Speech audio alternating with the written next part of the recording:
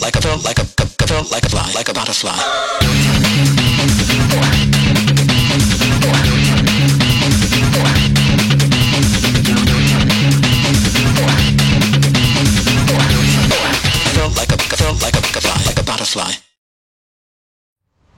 Eh bien bonjour tout le monde, on se retrouve pour une toute nouvelle vidéo des Trip Park Nautique et nous sommes à SeaWorld Orlando. Nous étions il y a 2 semaines à Busch Gardens Tampa. Donc si jamais vous n'avez pas vu la précédente vidéo, n'hésitez donc surtout pas à aller la voir. Et si vous voulez d'ailleurs suivre notre trip sur les prochaines vidéos des Trip Park Nautique, n'hésitez pas à me suivre, à vous abonner. Vous pouvez également retrouver le planning de sortie des vidéos sur Instagram, donc n'hésitez pas à aller voir là-bas également. Aujourd'hui donc nous sommes à SeaWorld Orlando et SeaWorld Orlando est très connu pour ses coasters.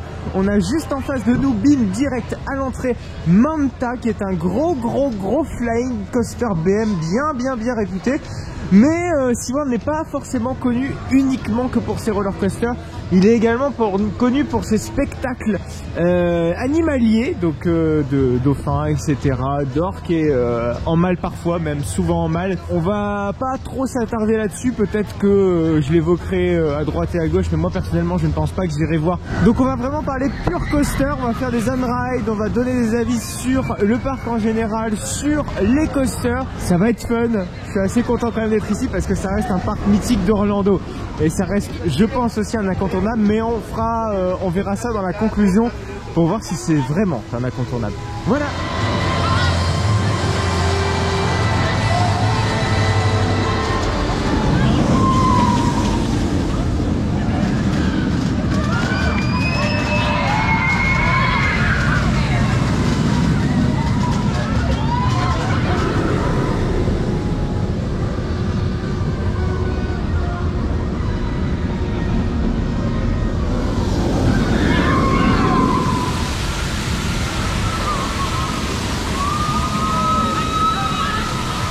Donc nous avons ici un flying coaster qui s'appelle Manta. Il est très connu et qu'est-ce qu'il est beau, regardez-le avec ses belles courbes bien intégrées surtout.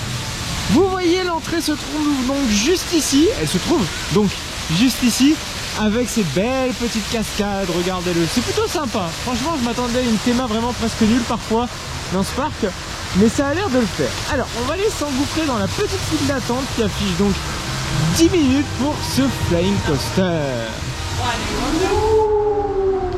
Et regardez dans sa file d'attente, il y a de beaux petits poissons de temps en temps là. L'aquarium.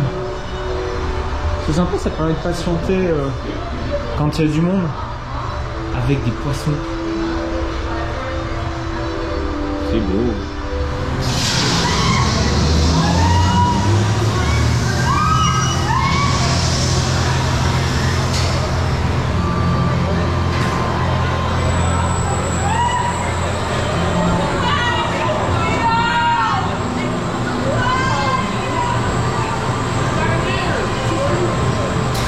Mon tout premier flying coaster BM, je précise BM, parce que je fais fly quand même. Mais bon, très curieux de voir ce qu'il va donner le coco, il donne très envie quand même. On est donc parti pour Manta. Et regardez, j'ai été malin, vous avez l'on-ride à l'endroit. Enfin, pour l'instant vous ne pouvez pas le remarquer, mais vous allez le remarquer très vite. C'est parti!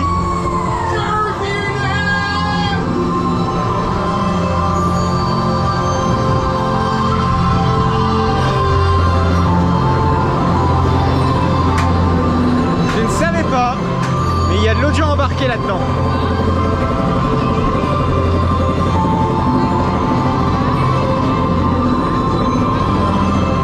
Waouh, c'est magique.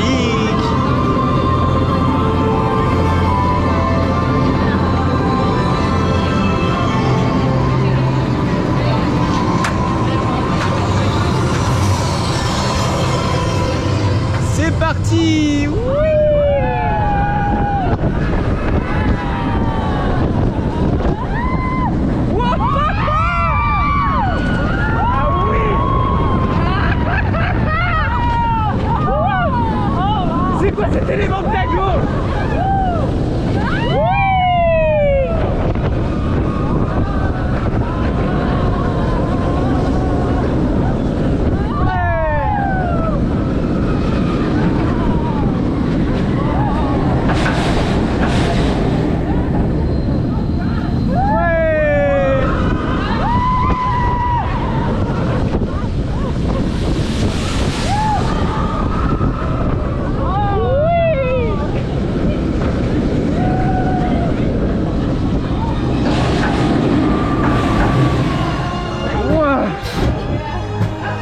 C'est intense, très intense. Le pretzel loop en vrai, je crois que c'est le meilleur élément. C'est très fluide, ça, y a aucun doute. Et c'est très intense. Beaucoup plus que Fly. Hein.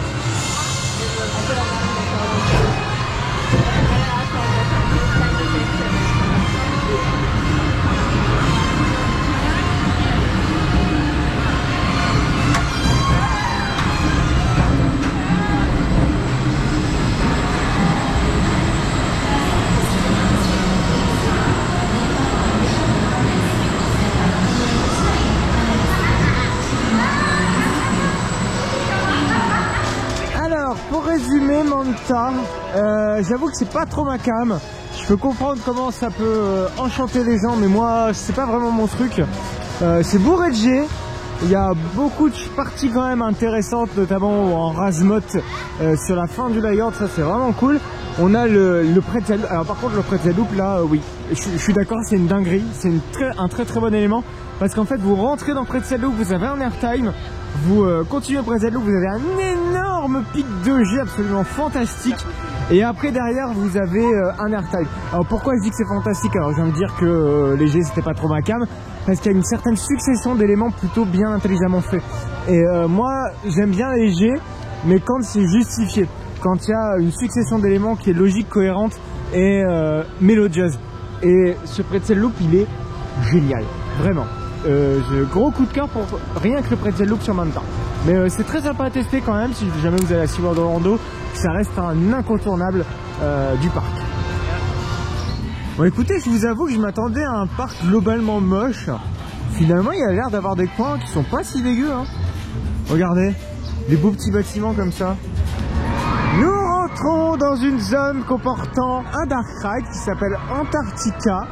Oh, ça a l'air d'être plutôt joli ici, c'est mignon. Regardez, il y a Manta qui est juste là-bas. Ouais, ça a l'air mignon tout ça. Bon, on va voir si ce dark ride sera à la hauteur des autres dark rides qu'il y a à Orlando. Bon, malheureusement, vous n'avez pas encore vu les vidéos sur les autres parcs d'Orlando. N'hésitez surtout pas à aller vous abonner pour ne pas les manquer.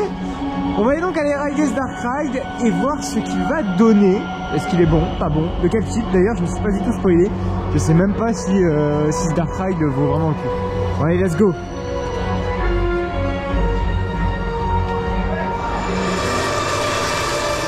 Bon, vous ne le sentez pas, mais il fait extrêmement froid. La clim, elle a don. Alors les gars, il fait super froid. Je pensais que c'était un dark ride. On s'est fait pas un petit peu arnaque par hasard. Il fait 0 degré pour info. Hein. Et je suis en t-shirt. Tout le monde est en t-shirt. Putain, ils sont nombreux, mais dans un espace pas super grand. Bon, par contre, il fait beaucoup trop froid. Alors, bonne soirée. Il est froid. Ça fait tout drôle. Ah, par contre ici, on a un water coaster Mack Ride de mémoire ou c'est l'Intamin, je ne sais plus, il y en a un des deux, c'est un Intamin, hein, c'est un Mack en fonction des SeaWorld, on verra ça dans quelques instants. Ah non, les bateaux ont l'air d'être du Mack.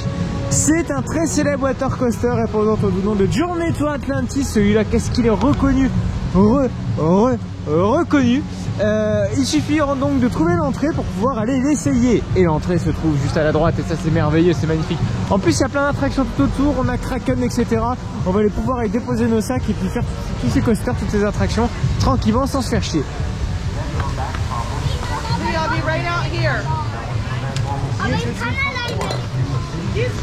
Beware, you will get soaked and your personal belongings may become damaged.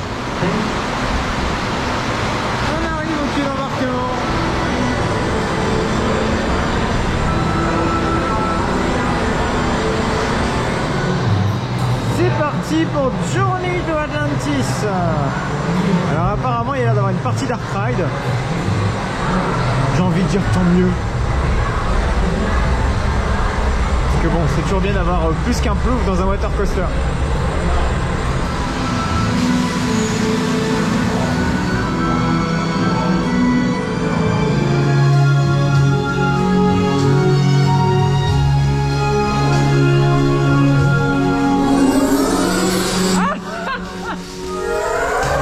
On s'est fait littéralement mouiller. Je sais pas si vous l'avez vu. Mais vraiment avec des jets en plein dans la gueule.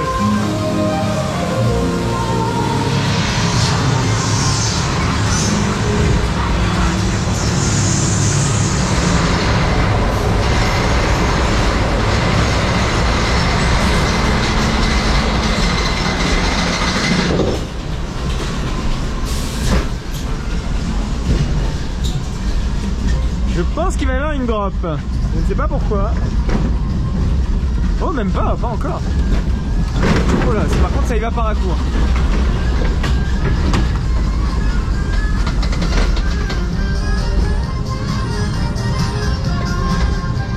Avec de la musique celtique.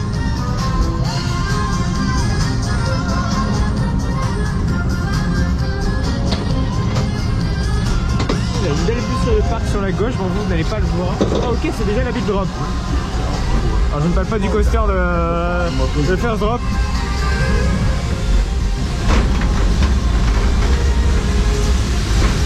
Allez c'est parti. Ah putain mes chaussures.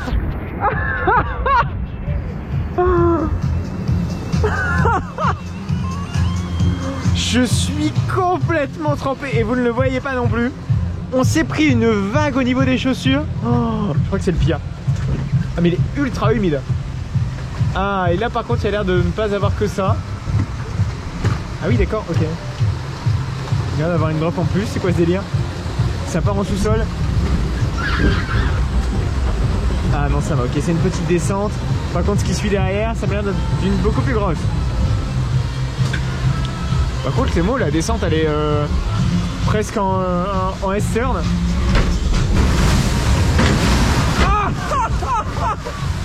Ah non mais on peut pas faire ça.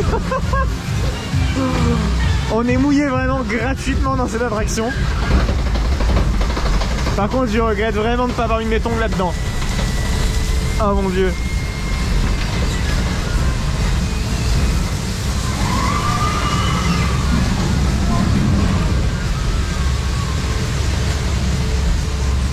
Bon let's go, c'est parti donc pour la deuxième drop. Enfin là, on peut dire une troisième du coup. Par contre les décors sont très jolis, le grand temple tout ça, c'est plutôt cool. Moi j'apprécie beaucoup.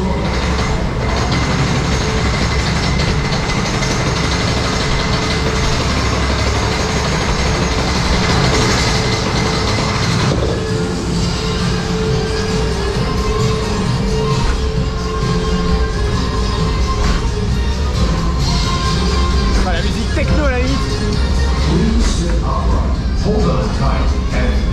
C'est quoi ce délire, on voit rien. Oh là là, Max, on fait quoi? Oh la vache. Mais il y a plein de drops là-dedans. Putain, c'est génial. Ah ouais. Ça se fout pas de notre gueule. Très clairement, mais pas du tout.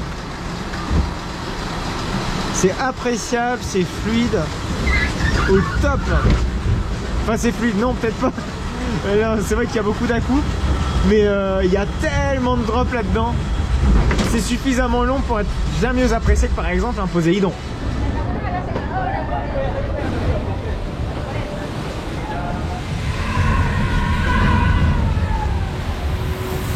Ah ouais. Mais on se fait asperger mais gratuitement dans cette attraction.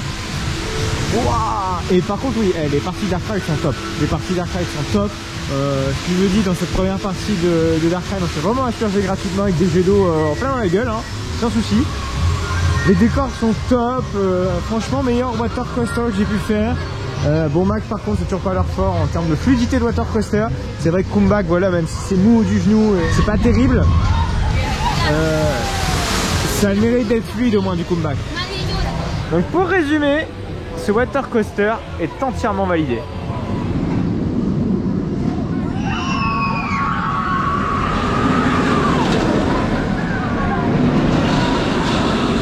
Autre coaster, c'est Kraken. Kraken qui est donc un floorless du constructeur Bolliger & Mabillard. Je pense que vous devez le connaître encore une fois, celui-ci.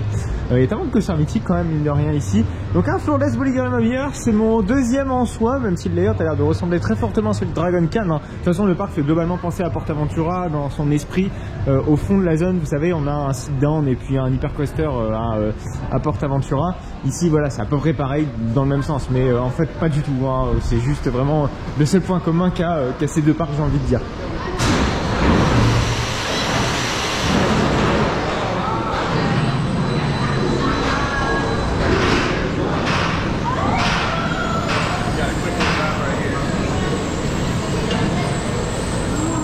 Oh, je trouve ça super stylé le dispatch là-haut. Pas qu'une question de style, mais aussi une question de praticité.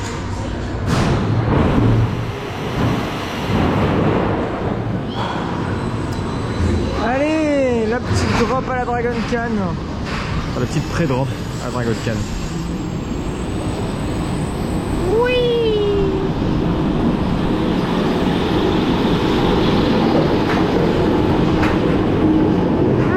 Ça sent la graisse.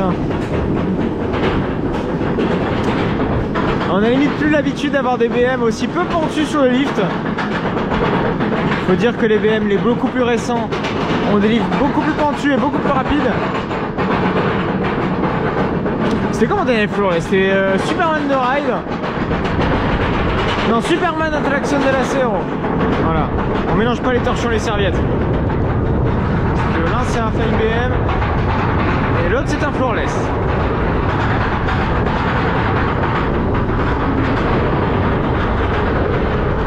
Allez,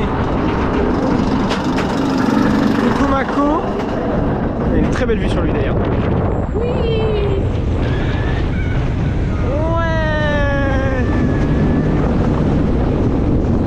Oh, il vibre. Oh, il vibre un petit peu, beaucoup. Oh. Ah oui, la tarniole. Oh, je me suis pris une sacrée tarniole dans le dive loop, les gars.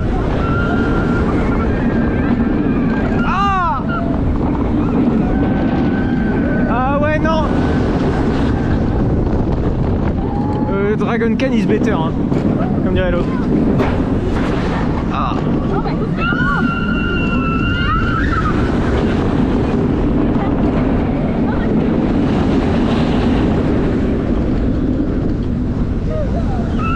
Oui.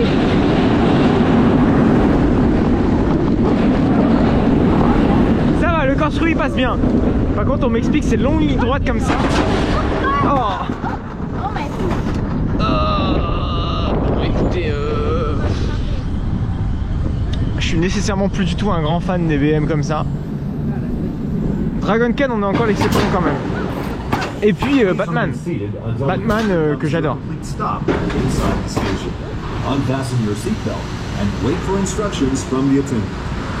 Mais là c'est trop pour moi.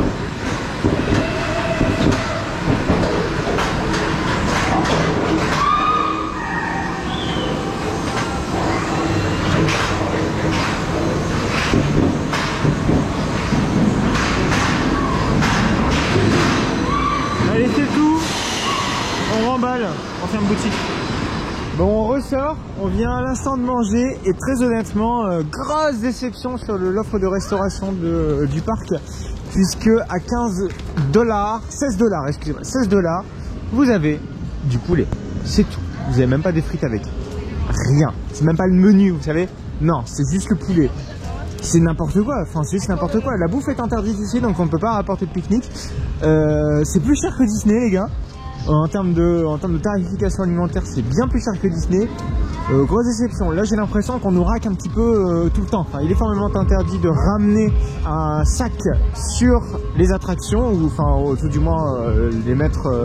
Il n'y a pas de casier en fait, si vous voulez, dans les stations. Et donc, nécessairement, ils nous font payer le casier.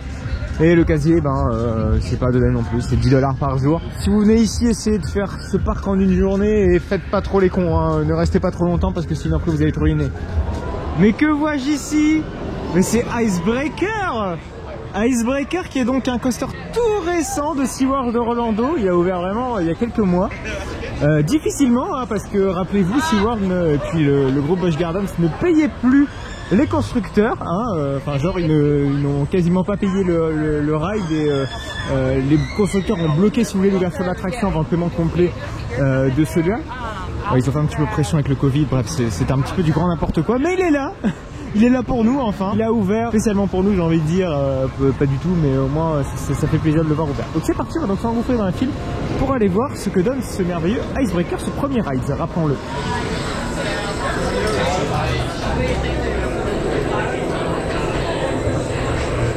Welcome back. Please unbuckle and lift up on your comfort collar. Lift the harness and step carefully over the blue bar. Thank you for riding Icebreaker and enjoy the rest of your day here at SeaWorld. Keep your hands On est parti pour Icebreaker. inside the train at all times. Hold on to your lap harness and get ready to break the ice. Coucou les techniciens. J'ai l'impression que finalement ils étaient plus contraints à mettre le coaster à deux trains, vu que les gars ils sont en train de bosser sur le transfer track. Mais why not, écoutez. Ça nous arrange.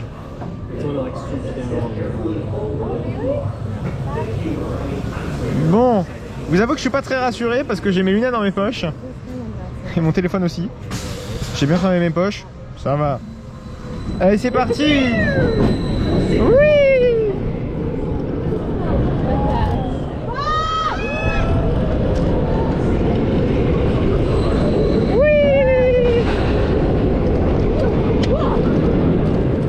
Oh, oh, oh.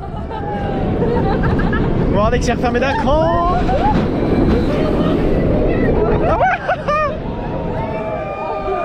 Ah mais c'est rigolo. Ouais. Oh putain.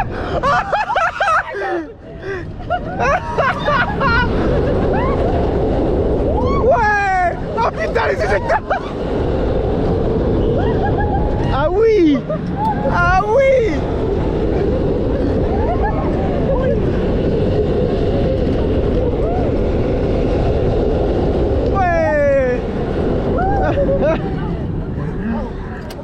Bon, dommage, c'est un petit peu trop court. Mais il y a vraiment des airtime très cool là-dedans. C'est très appréciable. Ah, il est agréable, il est smooth. Ça, il n'y a pas de doute là-dessus.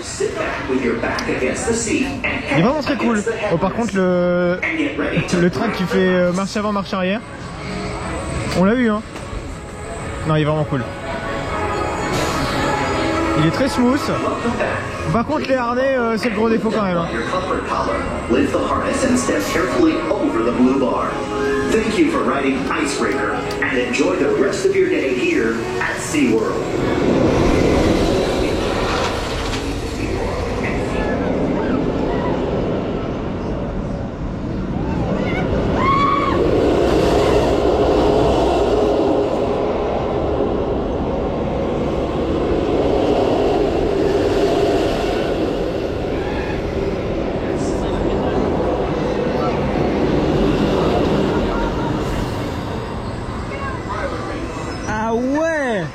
Mais j'en attendais pas autant de ce truc. Moi qui pensais que ça allait être un QD slash premier rides. Il est super cool, c'est fluide, il y a bons éjecteurs quand même. Alors c'est pas de l'éjecteur RMC mais c'est hyper appréciable. Franchement, vraiment les petits buddy hops comme ça sur le parcours de temps en temps. Ça en manque peut-être de 3-4 mais pour la longueur du ride, pour sa taille, top. Bon, le launch c'est pas très puissant non plus, ça reste du premier ride, les trains sont légers, enfin bref. Mais dans l'ensemble ça reste un excellent ride. J'aime beaucoup, j'ai beaucoup apprécié. Par contre le gros point noir je trouve c'est les lap bars. En tout cas les harnais un petit peu dégueulasses. Ça je pense qu'ils auraient pu l'éviter hein. C'est un petit peu horrible tout ça. Mais sinon bilan d'Icebreaker, une très bonne surprise.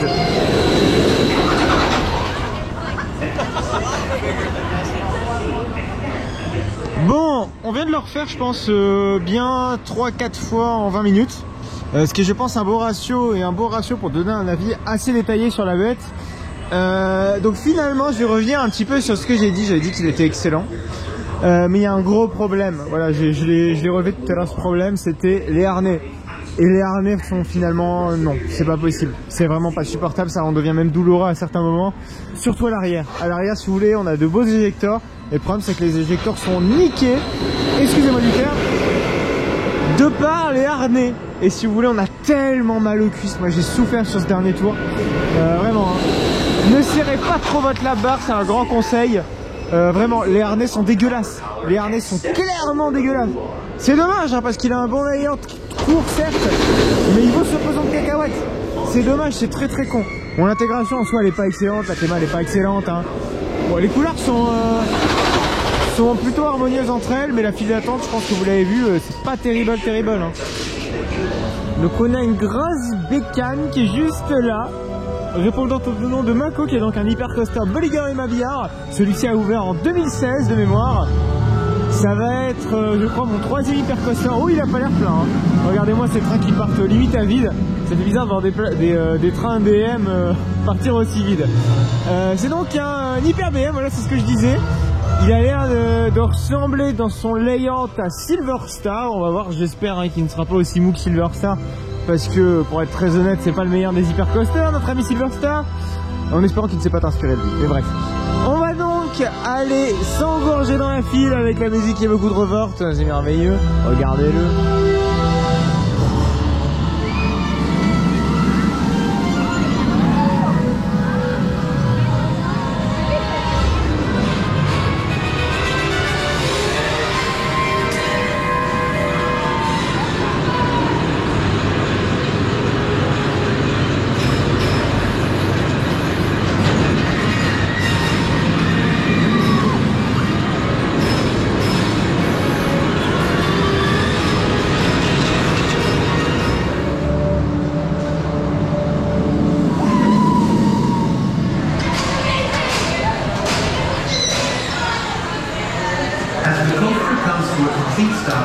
Lift up on your lap bar and exit, taking all belongings with you.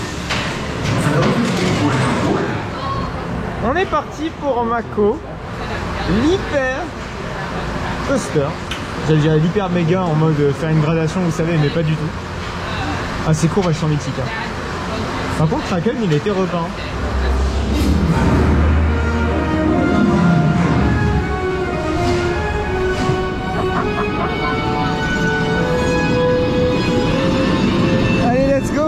En plus il y a de la musique sur le lift. La montée en puissance niveau sonore est quand même cool. Oh la vache. Avec ce soleil radieux.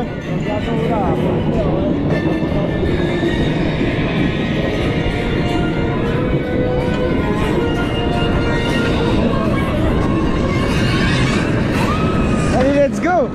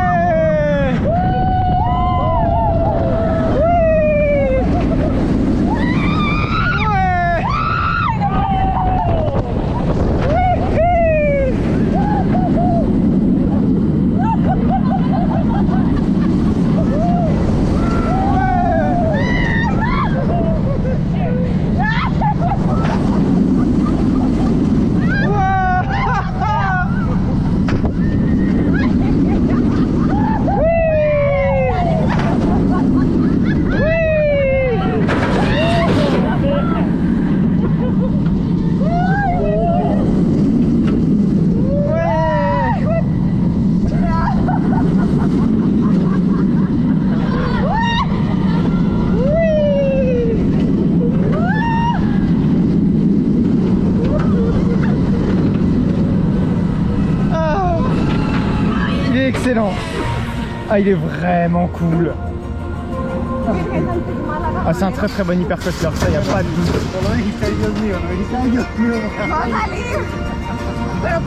Je pense très aisément qu'il écrase Silver Star. Par contre, Shambhala, c'est vraiment discutable. Les deux valent leur pesant de cacahuètes. Ah, c'est très cool. Très bon.